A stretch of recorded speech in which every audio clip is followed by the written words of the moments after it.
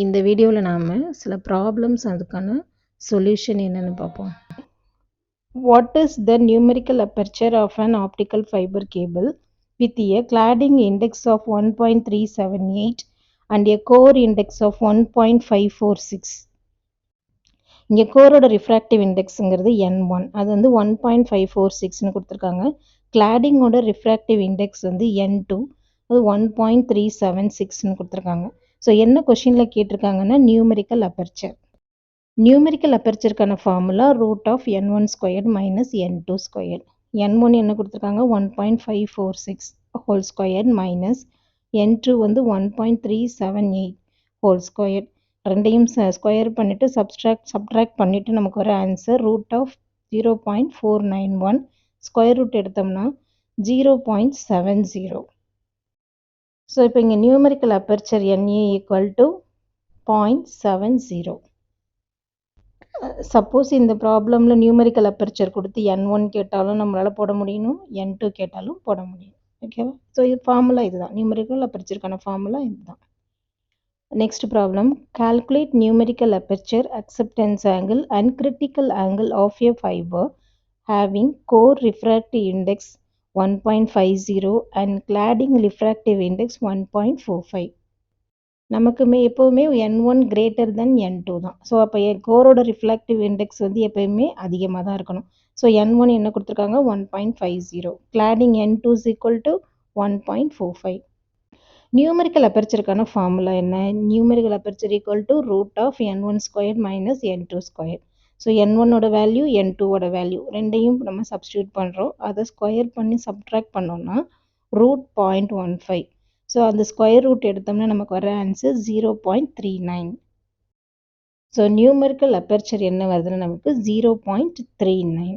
ஆனால் கொஷினில் என்ன கேட்டிருக்காங்க, அடுத்து அக்செப்டன்ஸ் ஆங்கிள், கிரிட்டிக்கல் ஆங்கிள் கேட்டிருக்காங்க. ஸோ நெக்ஸ்ட் நம்ம பார்க்க போகிறது அக்செப்டன்ஸ் ஆங்கிள். அக்செப்டன்ஸ் ஆங்கிள் அப்படிங்கிறது என்னென்னா, நியூமெரிக்கல் அபர்ச்சருக்கு சைன் இன்வெர்ஸ் எடுத்தோம்னா அதுதான் வந்து நமக்கு அபர்ச்சர் ஆங்கிள்.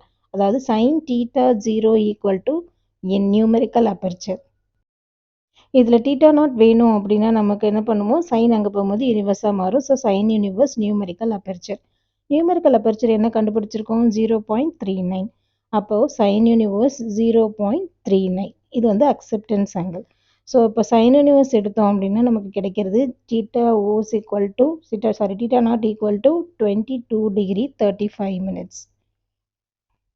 ஸோ இப்போ நியூமெரிக்கல் அபர்ச்சர், அக்செப்டன்ஸ் ஆங்கிள் கண்டுபிடிச்சிட்டோம். அடுத்தது வந்து கிரிட்டிக்கல் ஆங்கிள். கிரிட்டிக்கல் ஆங்கிளுக்கான formula θc = sin universe N2/N1.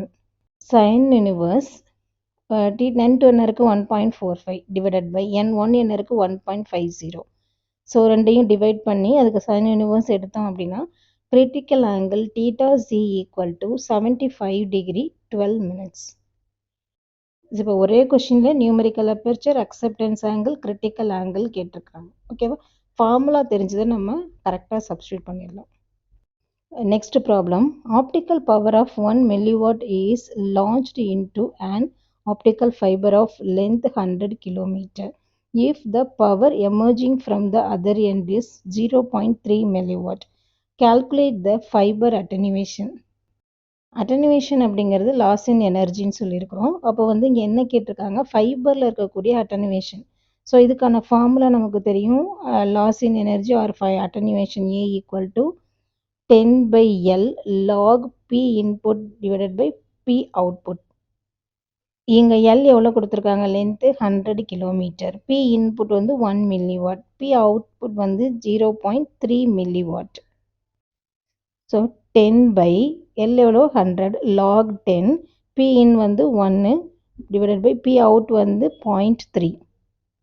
So 10/100 இருக்குது, ஒரு 0 கேன்சல் பண்ணால் நமக்கு ரிமைனிங் வந்து 1/10 கிடைக்கும். அப்போ அட்டனுவேஷன் A = 1/10 log 10 1/0.3க்கு வந்து டிவைட் பண்ணோம்னா நமக்கு 3.333.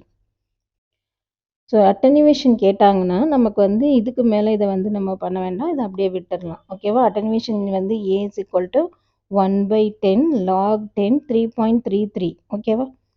ஸோ இது அட்டனுவேஷனுக்கான problems. Next Calculate the frequency of the fundamental note emitted by a piezoelectric crystal of vibrating length 2 mm. So Young's modulus equal to 8 into 10 power 10 Newton per meter squared and density equal to 2500 kg per meter cube. Question என்ன கேட்டிருக்காங்கன்னா frequency of fundamental note. So fundamental அப்படின்னாவே நம்ம என்ன செய்வோம் அப்படின்னா ஒன்றுன்னு வச்சுப்போம். Okay, so இங்கே வந்து என்ன கேட்டிருக்காங்கன்னா piezo electric crystal. So fundamental frequency கேட்டாங்கன்னா ஜென்ரலாக ஃப்ரீக்வன்சிக்கான ஃபார்முலா பீசோ எலக்ட்ரிக் கிறிஸ்டலை பொறுத்த வரைக்கும் n equal to p by 2l into root of y by rho. இங்கே length of the crystal L கொடுத்துருக்காங்க 3 into 10 power minus 3 மீட்டர். அடுத்தது யங்ஸ் மாடுலஸ் ஆஃப் த கிறிஸ்டலும் கொடுத்துருக்காங்க 8 into 10 power 10 metre per metre square. Density of the கிறிஸ்டலும் கொடுத்துருக்காங்க rho equal to 2500 kg per metre cube. இந்த ஃபார்முலாவில் P இருக்கு இல்லையா, Pங்கிறது நமக்கு என்னென்னா ஓவர் டோன்ஸ் ஃபஸ்ட்டு செகண்டு தேர்டுன்னு. இங்கே என்ன கொடுத்துருக்காங்கன்னா ஃபண்டமெண்டல் நோட்டுன்னு கொடுத்துருக்காங்க. அப்போ P ஈக்குவல் டு நம்ம என்னென்னு எடுத்துக்கிறோம் 1ன்னு எடுத்துப்போம். அப்போ 1 divided by 2 into L என்ன இருக்குது 3 into 10 power minus 3 into root of y வந்து 8 into 10 power 10 divided by rho density வந்து 2500. ஸோ இந்த வேல்யூஸ் எல்லாமே சப்ஸ்டியூட் பண்ணோம்னா நமக்கு 9.43 into 10 power 5 ஹெர்ட்ஸ்னு கிடைக்கும். ஸோ இதுவும் கரெக்டு தான். சம்டைம்ஸ் வந்து நமக்கு வந்து 943 கிலோ ஹெர்ட்ஸ்னு கொடுத்துருந்துச்சுன்னா ஆப்ஷனில் அதுவும் கரெக்டு தான். So 9.43 into 10 power 5 hertz or 943 kilohertz. Next problem என்ன அப்படின்னா calculate the velocity of ultrasonic waves in a liquid in an acoustic grating experiment using the following data. Lambda is equal to 600 nanometer, nu equal to 100 megahertz, theta n is equal to 5 degree. ஒரு acoustic கிரேட்டிங்கில் இருக்கக்கூடிய அல்ட்ராசானிக்கோட velocity என்னன்னு கண்டுபிடிக்க சொல்லியிருக்காங்க. இந்த acoustic grating படி வெலாசிட்டிக்கான formula v equal to 2 nu n lambda by sine theta n. இங்கே nu வந்து 100 மெகாஹெர்ட்ஸ், n ஈக்குவல் டு 1, லேம்டாங்கிறது 600 nanometre, sine theta n equal to 5 degree. So இப்போ எல்லாமே சப்ஸ்டியூட் பண்ணுறோம். 2 இன்ட்டு நியூ வந்து 100 இன்ட்டு மெகாஹெர்ட்ஸ் வந்து 10 பவர் 6ன்னு எடுத்துப்போம், into n equal to 1 into lambda வந்து 600 நானோனா 10 power minus 9 divided by sin 5 degree. So இங்கே பவரையே cancel பண்ணலாம். இங்கே -9 இருக்குது, இங்கே 6 இருக்குது, கேன்சல் பண்ணால் -3. அடுத்தது இதுலையும் பார்த்தீங்கன்னா இங்கே 100லேருந்து ஒரு 2 ஜீரோ, 600ல் ஒரு ஜீரோ எடுத்தோம்னா அந்த 3 பவர் கேன்சல் ஆகிடும். So remaining 2 into 6 into 10 by 0.0872. So இது எல்லாத்தையுமே நம்ம டிவைட் பண்ணால் கிடைக்கிறது velocity of ultrasonic waves in a acoustic grating equal to 1376 meter per second. Next problem. A hall has a volume of 1200 meter cube. Its total absorption is equivalent to 480 meter squared of open window. What will be the effect on the reverberation time if the audience fills in the hall and thereby increases the absorption by another 480 meter squared of open window? அதாவது இந்த கொஷினில் என்ன கொடுத்துருக்குறாங்கன்னா ஒரு ஹாலோட volume கொடுத்துருக்குறாங்க, அதோட total absorption coefficient கொடுத்துருக்குறாங்க ஒரு ஓப்பன் விண்டோவில். அடுத்தது இதில் வந்து ரிவர்பரேஷன் டைம் என்னன்னு கேட்டிருக்காங்க. ஸோ ஃபஸ்ட்டு விண்டோவோட ரிவர்பரேஷன் டைம், அடுத்து இன்னொரு விண்டோவும் கொடுத்துருக்காங்க, ஸோ அதோட ரிவர்பரேஷன் டைம் கேட்டிருக்காங்க. ஸோ இங்கே வந்து வால்யூம் வந்து V equal to 1200 metre cube. Total absorption coefficient வந்து summation AS equal to 480 open window unit metre square. So reverberation டைமுக்கான formula T1 is equal to, so ஜென்ரலாக ரிவர்பரேஷனுக்கான டைம் ஃபார்முலா வந்து T equal to 0.167 V by summation AS. So அப்போ 0.167 into விக்கு வந்து நம்ம 1200 by summation AS வந்து 480. So இந்த வேல்யூஸ் எல்லாமே சப்ஸ்டியூட் பண்ணோம்னா நமக்கு ரிவர்பரேஷன் டைம் T கிடைச்சிருது. அது 0.418 செகண்ட். அதாவது டைமுக்கான யூனிட் வந்து நமக்கு செகண்ட்.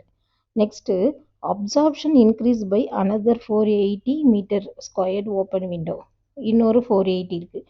அப்போது ரிவர்பரேஷன் டைம் ரெண்டாவது, அது T2 ஈக்குவல் டு என்னென்னா 0.167 into V வந்து 1200 அதே ஹால் அதே வால்யூம் தான் divided by absorption coefficient 480 plus இன்னொரு அப்சார்ப்ஷன் கோஎஃபிஷியன்ட்டும் கொடுத்துருக்காங்க அது ஒரு 480 ரெண்டையும் நம்ம ஆட் பண்ணிக்கிறோம்.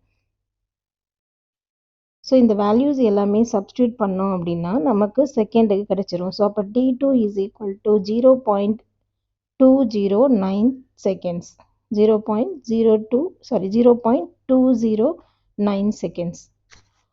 கொஷின்ஸை நல்லா புரிஞ்சு பார்த்தோம் அப்படின்னாக்கா நமக்கு 2 ரிவர்பரேஷன் கேட்டிருக்கிறாங்க. So T1 and T2. So அதை தான் நம்ம இங்கே டிரைவ் பண்ணியிருக்கோம். Next, find the change in wavelength of an X-ray photon when it is scattered through an angle of 90 degree by a free electron. அதாவது சேஞ்ச் இன் வேவ்லென்த்னு கேட்டிருக்காங்க. Change in wavelength அப்படின்னாலே நமக்கு என்ன ஞாபகம் வரும்? Compton effect. காம்ப்டன் எஃபெக்டில் தான் நம்ம சேஞ்ச் இன் வேவ்லென்த் கண்டுபிடிப்போம். சேஞ்ச் இன் வேவ்லென்த்துங்கிறது என்னென்னா லாம்டா டேஷ் மைனஸ் லாம்டா. அது ஜென்ரலாக என்ன சொல்லுவோம்? Del lambda is equal to formula h/m0c into 1 minus cos theta. கொஷினில் என்ன கொடுத்துருக்குறாங்க? டீட்டா ஈக்குவல் டு 90 டிகிரின்னு கொடுத்துருக்காங்க. அதுலேருந்து சேஞ்ச் இன் வேவ்லென்த் கண்டுபிடிக்க சொல்லியிருக்காங்க. நமக்கு தெரியும் ஹெச்ங்கிறது பிளாங்க்ஸ் கான்ஸ்டன்ட், m0ங்கிறது மாஸு, சிங்கிறது வெலாசிட்டி. ஸோ இது எல்லாமே கான்ஸ்டன்ட் வேல்யூ. ஹெச்ங்கிறது 6.625 இன்ட்டு 10⁻34 ஜூல் செகண்ட். m0ங்கிறது mass, m0 equal to 9.11 into 10⁻31 kg. சிங்கிறது velocity of light 3 into 10⁸8 metre per second. So நமக்கு வந்து தெரியும். ஸோ இது மூணுமே கான்ஸ்டன்ட் வேல்யூஸ். இதை வந்து நல்லாவே நம்ம மைண்டில் ஞாபகத்தில் வச்சுக்கணும். அடுத்து காஸ் 90யோட வேல்யூ 0ன்னு நமக்கு தெரியும். அப்போது del lambda equal to 6.625 into 10⁻34 into 1 minus cos 90க்கு வந்து என்ன கொடுக்குறோம்? 0 divided by 9.11 into 10⁻31 into 3 into 10⁸8. So எல்லா வேல்யூஸையும் நம்ம சப்ஸ்டியூட் பண்ணால் கிடைக்கிற answer del lambda equal to 2.42 into 10⁻12 metre. இதை தான் நம்ம என்ன சொல்கிறோம்? Change in wavelength. Change in wavelength என்ன சொல்லணும்? Del lambda. டெல் லாம்டாங்கிறது lambda dash minus lambda. Sometimes வந்து லாம்டா கேட்கலாம், சம்டைம்ஸ் லாம்டா டேஷ் கேட்கலாம். ஸோ எது கேட்டாலும் ஃபார்முலா ஒன்று தான். லாம்டா டேஷ் கேட்டாங்கன்னா மைனஸ் லாம்டா ரைட் சைடு போகும்போது ப்ளஸ் லாம்டாவாகும். இல்லை லாம்டா வேணும்னாங்கன்னா லாம்டா டேஷ் ரைட் சைடு போகும்போது மைனஸ் லாம்டாவாகும். ஸோ இந்த கொஷினில் வந்து நம்ம என்னென்னலாம் இந்த ஃபார்முலா வச்சு என்னென்ன ஆன்சர் கண்டுபிடிக்கலாம்னா lambda, lambda dash and change in wavelength இது எல்லாமே கண்டுபிடிக்கலாம். ஸோ இதே போல் இன்னும் நிறைய ப்ராப்ளம்ஸ் வந்து நம்ம நெக்ஸ்ட் வீடியோஸில் பார்க்கலாம். தேங்க்யூ.